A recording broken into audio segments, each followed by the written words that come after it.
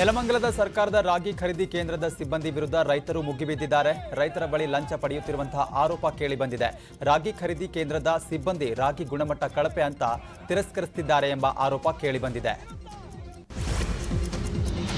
Auto ಡಿಕ್ಕಿಯಾಗಿ ಕರ್ತವ್ಯ ನಿರತ ASI Nagaraj ಮೃತಪಟ್ಟ ಘಟನೆ ಬೆಂಗಳೂರಲ್ಲಿ ನಡೆದಿದೆ. ನಾಗರಾಜ್ ಕುಟುಂಬಸ್ಥರು ಸಾವಿನಲ್ಲೂ ಸಾರ್ಥಕತೆ ಮೆರೆದಿದ್ದಾರೆ. ಅಂಗಾಂಗ ದಾನ ಮಾಡಲು ಕುಟುಂಬ ನಿರ್ಧರಿಸಿದೆ. ಕೊಪ್ಪಳದ ಅಂಜನಾದ್ರಿ ಪರ್ವತದ ಆಂಜನೇಯ ದೇವಸ್ಥಾನದ ಹುಂಡಿ ಎಣಿಕೆ ಕಾರ್ಯ ಮುಕ್ತಾಯವಾಗಿದೆ. 28 ದಿನಗಳ ಅವಧಿಯಲ್ಲಿ ಹುಂಡಿಯಲ್ಲಿ ಒಟ್ಟು 11,79,154 ರೂಪಾಯಿಗಳು ಸಂಗ್ರಹವಾಗಿದೆ. ಕಲಬುರಗಿ ಜಿಲ್ಲೆಯಲ್ಲಿ ಈರುಳ್ಳಿ ಬೆಳೆದ ರೈತರು ಕಣ್ಣೀರು ಹಾಕ್ತಿದ್ದಾರೆ. ಚಿಂಚೋಳಿ ತಾಲೂಕಿನ ಯಲಕಪ್ಪಳ್ಳಿ ಗ್ರಾಮದ ರೈತ ಮಾಣಿಕ್ರಾವ್ ಮಾಲಿಪಾಟೀಲ್ 4 ಎಕರೆ ಭೂಮಿಯಲ್ಲಿ ಈರುಳ್ಳಿ ಬೆಳೆದಿದ್ದ. ಈಗಾಗಲೇ ಬೆಂಗಳೂರಲ್ಲಿ ರೈತ 18 ಟನ್ ಈರುಳ್ಳಿ ಮಾರಾಟ ಮಾಡಿದ್ದಾನೆ. ಈರುಳ್ಳಿ ಮಾರಾಟದಿಂದ ರೈತನಿಗೆ ಬಂದಿದ್ದು 1,37,000. ಆದರೆ ರೈತನ ಕೈಗೆ ಸಿಕ್ಕಿದ್ದು ಮಾತ್ರ 87,000 ರೂಪಾಯಿ. ಈರುಳ್ಳಿ ಮಾರಾಟ ಮಾಡಿದ ಬಿಲ್ ತೋರಿಸಿ ರೈತ ಕಣ್ಣೀರು ಹಾಕಿದ್ದಾನೆ.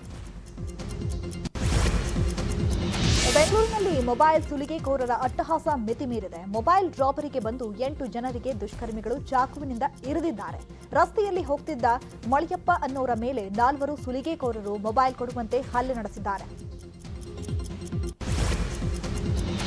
ಅಂಗಡಿಯೊಂದರಲ್ಲಿ ಗ್ಯಾಸ್ ಸಿಲಿಂಡರ್ ಸ್ಫೋಟವಾದ ಹಿನ್ನೆಲೆ ಅಂಗಡಿ ಮಾಲೀಕ ಗಾಯಗೊಂಡ ಘಟನೆ ಬೆಂಗಳೂರಿನ ಕನಕಪುರ ರಸ್ತೆಯಲ್ಲಿ ನಡೆದಿದೆ. ಕನಕಪುರ ರಸ್ತೆಯಲ್ಲಿರುವಂತಹ ಹರಿ ಓಂ ಅಪ್ಲಯನ್ಸ್ನಲ್ಲಿ ಈ ಒಂದು ಘಟನೆ ಸಂಭವಿಸಿದೆ.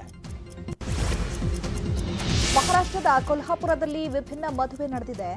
70ರ ಹರೆಯದಲ್ಲಿ ವೃದ್ಧ ಜೋಡಿ ದಾಂಪತ್ಯ ಜೀವನಕ್ಕೆ ಕಾಲಿಟ್ಟಿದ್ದಾರೆ. 70 ವರ್ಷದ ವಧು ಅನಸೂಯ ಶಿಂಧೆ ಹಾಗೂ 75 ವರ್ಷದ ಬಾಬುರಾವ್ ಪಾಟೀಲ್ ಮದುವೆಯಾಗಿದ್ದಾರೆ. ಲಕ್ಷ್ಮೀಪತೆ ಮಂಗಲಂ